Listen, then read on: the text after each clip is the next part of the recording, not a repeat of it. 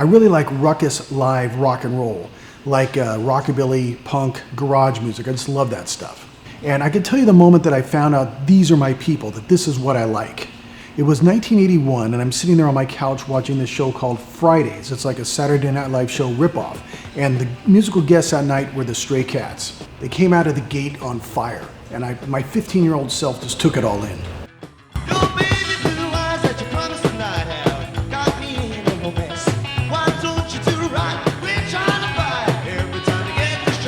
And an hour later, I was someone else. Afterwards, I wanted a bowling shirt, I wanted a Gretsch, I wanted a tattoo if I could afford it, and I also wanted the import from the Stray Cats because they hadn't come out in America yet.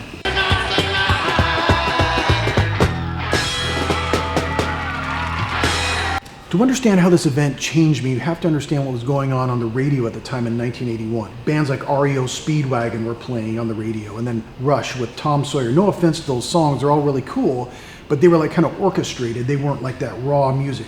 So when I saw the Stray Cats come out, and like Brian Setzer was playing this big old Gretsch, I'd never seen anyone rock out on a big old hollow body. Then you had Lee Rocker on his stand-up bass. Never saw a stand-up bass before in a band. This was before video, so I'd never seen like clips of Bill Haley playing with his group. Like this was all new to me.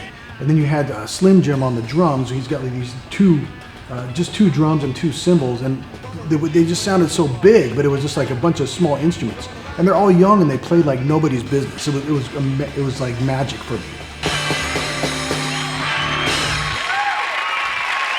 And I have to boast about my culture at the time where I was coming from. I went to Troy High School in Southern California, in Fullerton. And I'm 15 years old, and we had a really good pedigree of like really good bands coming out of there. We had Social Distortion, we had Agent Orange, DI, a whole bunch of other like punk bands and stuff coming out of there. And like, you know, some schools are like football, but our school was more about music, in my mind. So I was really influenced by all these older guys who were playing in bands and stuff. So our school was more of a music school. So when I walked out in the quad, and my friend Rosal Garcia, he's a little bit older, he's got this big old pompadour, and he's listening to the Stray Cats on his boombox, and he's all, "Yo, Tamigwe, check out the Stray Cats, man." And so like I checked him out, and I was like, man, I like this stuff. I want to be like these guys. So that's why it really influenced me, not just on TV, but also like with all the people around me. And once again, Stray Cats! So it was this TV show that sealed the deal for me. Like an hour later, I was fully engulfed. I wanted to play rockabilly music. I wanted to Gretsch, all that stuff. And if you watch the video, like they play 4 songs that night they played on the TV show. And normally you only played like 2 songs, right? But these guys, they let them do 4 songs, and like everyone got up out of their seats. They were all dancing. They were doing that 80s dance because no one really knew how to dance back then. And the next day I went out and bought the Stray Cat import for $10 at Tower Records. And it had Runaway Boys and all these other songs on it. And I wore out the grooves on that record trying to learn the solos.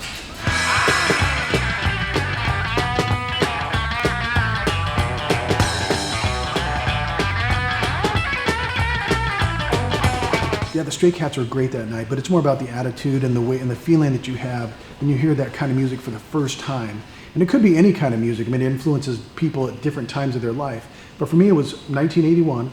I'm 15 years old, sitting on the couch watching the Stray Cats. Man, like an hour later, I was hooked. I had to get the guitar, I had to comb my hair a certain way. It was weird how it influenced me, and I still like that music today. And all it took was one great musical performance. 1981, Stray Cats on Friday's TV show. You should check it out.